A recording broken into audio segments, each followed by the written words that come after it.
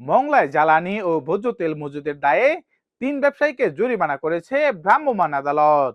বুধবার দুপুরে বাগেরহাটের মংলা পৌর শহর বাজার এলাকায় অভিযান চালায় ভোক্তা অধিকার সংরক্ষণ অধিদপ্তর এবং উপজেলা প্রশাসন।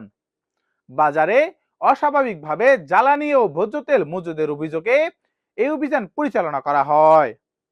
অভিযানে পেট্রোলিয়াম আইন ও ভোক্তা অধিকার আইন লঙ্ঘনের দায়ে মোহাম্মদ ইউসুফকে 60,000 টাকা, জামাল স্টোরকে 50,000 টাকা এবং শুভা স্টোরকে 15,000 টাকা জরিমানা করা হয়।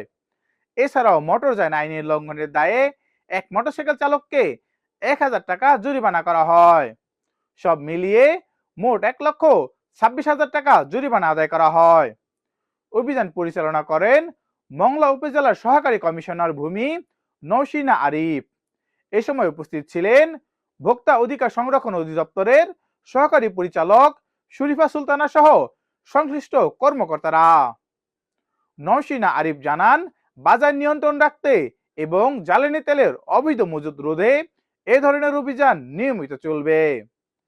প্রশাসনের এমন অভিযানে স্বস্তি প্রকাশ করেছে স্থানীয় ভোক্তারা।